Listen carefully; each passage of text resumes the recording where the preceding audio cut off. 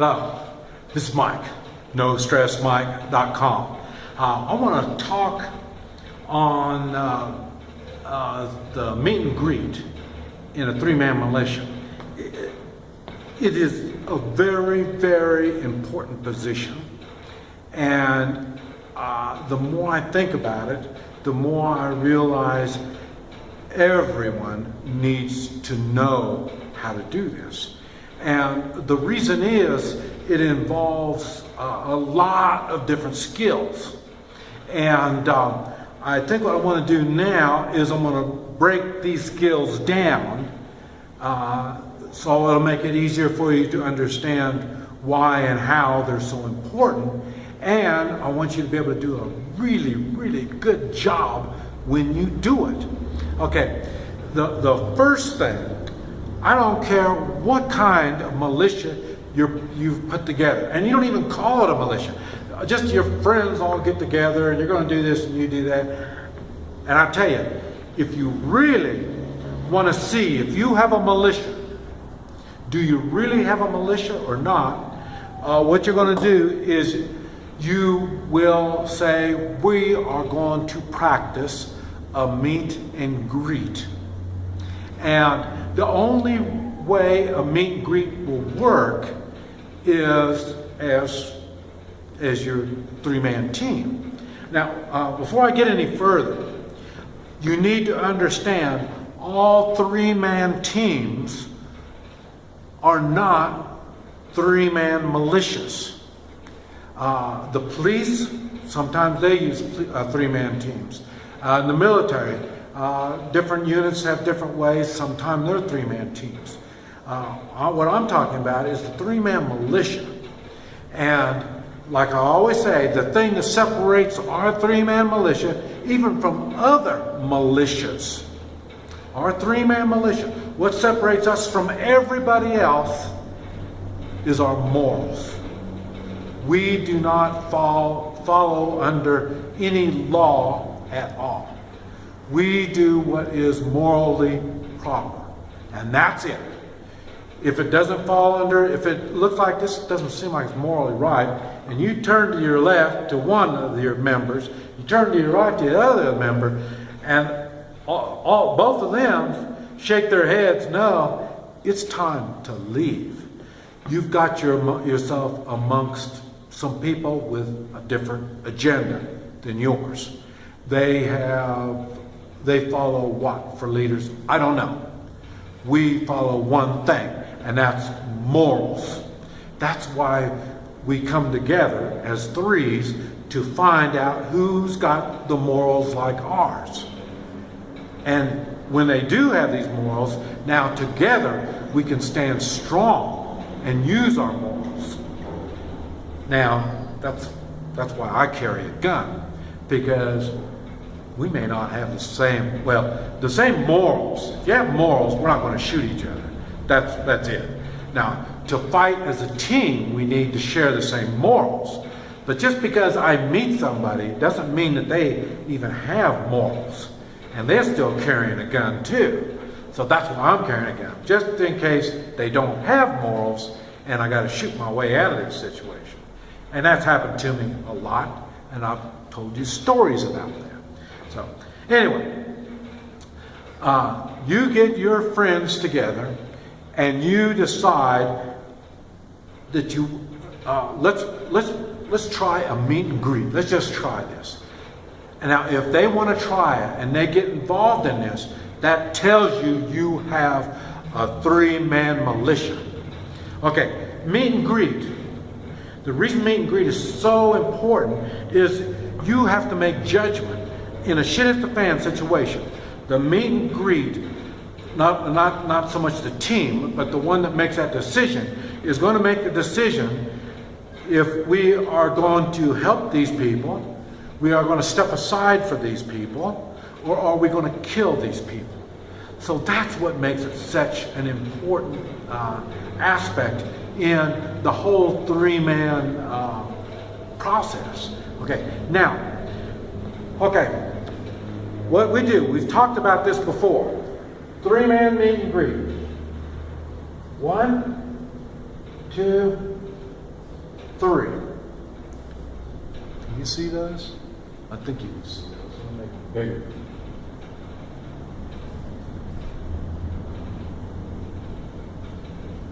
Okay, that's the 3. There's a reason why it's set up like this. The first thing, we are 3 equals. If we weren't, we would be 1, 2, 3. Whoever's in charge is in the front. That's what happens when you're not equal. These people work for this guy.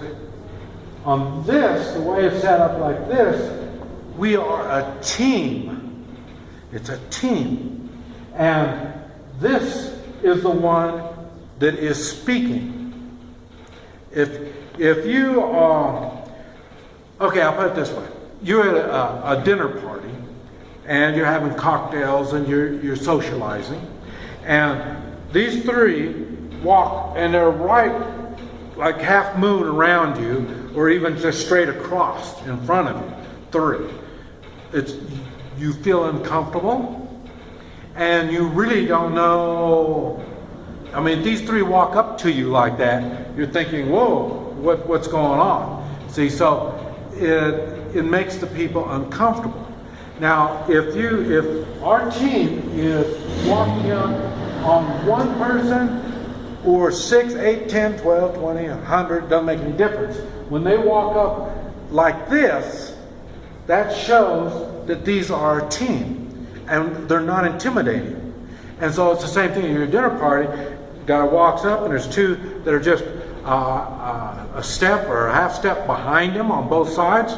You're not intimidated. You just think, well, it's him and his friends. No big deal.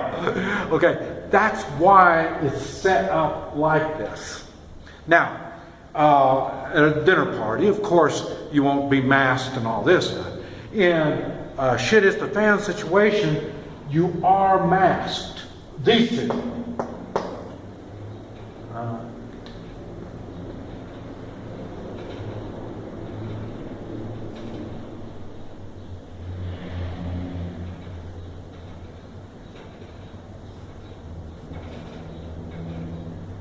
These 2 are masked. And that one's just an open face. And that's your welcome face. Now, it doesn't mean you got to be smiling. It depends on the circumstances. You're going to be smiling, friendly, and present. And it also depends on your personality, your capabilities. Some people have got to get real serious. And sometimes when you get that serious look, then that tells the people that you're talking to, hey, this is all business. So, and the same thing at a dinner party. Somebody walks up to you, especially if there's 1 and 2 behind him, and he looks real serious, you might think those are his bodyguards. So, if nobody is smiling, you would think, hey, this might be this guy and his 2 bodyguards. Now you know what kind of dinner parties I go to. And it'd be the same thing like this. Their faces are covered. These 2 back here, you're open face. And the thing is, this is the one that's going to do the talking. And you have to use manners. I mean, you could come up, these 3 could come up, and especially if they came up all side to side, and then he says, what the hell are you doing in my area? That's not a good way to start a conversation. And even in a shit hit the fan situation, if I was the one that was coming up on you, and you come up at me with that kind of an attitude, our talks would be different.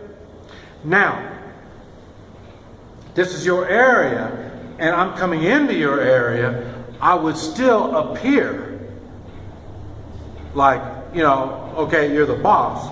But the reality is, you're not. And what I'm judging, when I walk up to you like that, I'm making judgment not only on those, but also I'm looking around to see what kind of backup you have. And I'm making my judgment on everybody that I see. I'm taking for granted they're all like you. So that's why you have to figure out how for sure you're going to make your introduction on a shit hit the fan. And the reason I'm telling you all this, doing it now and practicing now, because when these people come up, what this guy will do now, it's not a shit hit the fan situation, you come up and then, like, if that's you, and okay, that's me, and this is you. And we're at a dinner party. Like I said, my friends are going to stay back about one step and off to each one of my side, and then I'll say, yeah, I'm Mike. How you doing? You know, and then the next thing I'm going to say, well, this is Joe over here, and this is John over here. Here, this is Joe, and this is John. You know, so in other words, I'm being polite, and I'm using my manners to introduce my companions. And then, like I say, if they're business associates, now I would say, yeah, this is my business associate Joe, and this is my business associate John. And so, because they are, then, if they come around up next to me then, now you know you're talking to all three of us. In three-man meet and greet, you're not talking to all three. So that's why you're talking to him and not them. And they won't be introduced to you.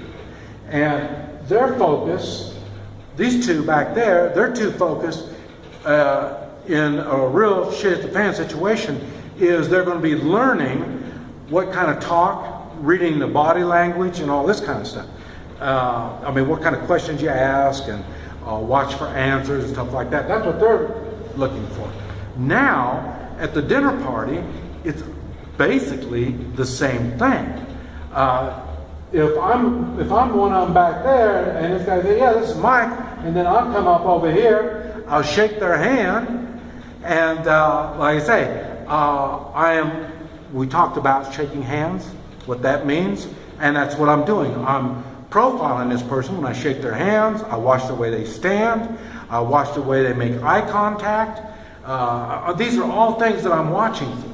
So even at a dinner party now, at the shit at the fan, I don't want to touch you. I don't know what kind of weird diseases you got. You know, so, and this guy won't be touching either, you know. We don't want nothing to do with it. That's why we're there, to talk and find out what's going on. So, so then these people are going to be learning what's going on. And they're masked because they may be an old fart like me, and you don't want to show everybody, well, you know, my help is some old guy, you know, and you don't, there might be some, you know, 14-year-old kid. And be the same thing. You don't want to know we've got a bunch of kids over here. So that's why we're going to be with that samag, you know, that old scarf-looking thing. That's why we're going to have that.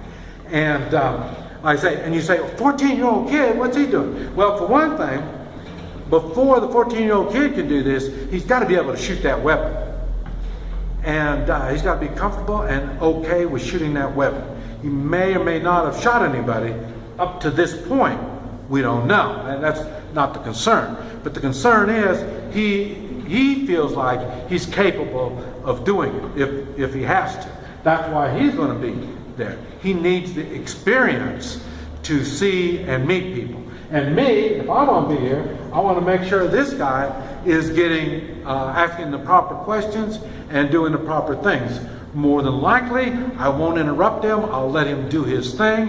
And then when we go back, he can explain what his analysis of the profile of not only this guy or the rest of the situation we're in and all this kind of stuff. When we go back, then he can explain all this stuff to me.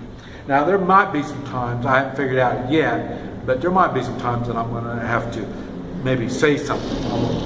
I'll move up, step in, and say a little something. Maybe. That's really not a good time to do it. We just have to wait and see, you know. So, and if I did, I would probably have to take my smog off and step up and look like I won't be as friendly as this guy. I'll put it that way. So, but it just depends. It just depends. So a meeting is a very big part of the three-man meet and greet. Now don't forget, You've got to be ready to do what you have to do. You need to do your part, those people need to do their part. This is just the meeting of someone. And like I say, you can practice this with your friends right now. Just, if nothing else, practice here, have somebody up there, and then you walk up to him and let those guys walk up to him. And then you do it, you evaluate the situation. Why are we so close? And you look into a room, you're in a small room, that's why you're close. We're out in the field, that's why you get more distance out. You know, you might have maybe 5 yards out there. The only thing is, they've got to be able to listen what these people are talking about. And this person, in a shit it's fan situation, needs to speak loudly. And when you speak loudly, it gives you more of the I'm in control kind of attitude without being pushy and nasty. I can do the same thing with smiles and being nice and nodding and a slight little bow and stuff like that. If done properly, it tells the other person, oh shit. So there's a lot of things in talk and body language that you can express and you need to watch for. That's what makes the meet and greet so important. They can be used in all different occasions, even kidnapping situations, hostage rescue, you know, this type of stuff. There's a reason, there's a skill that you're going to learn on the meet and greet, and it's a skill that every three-man militia needs to be aware of. This is Mike, NoStressMike.com.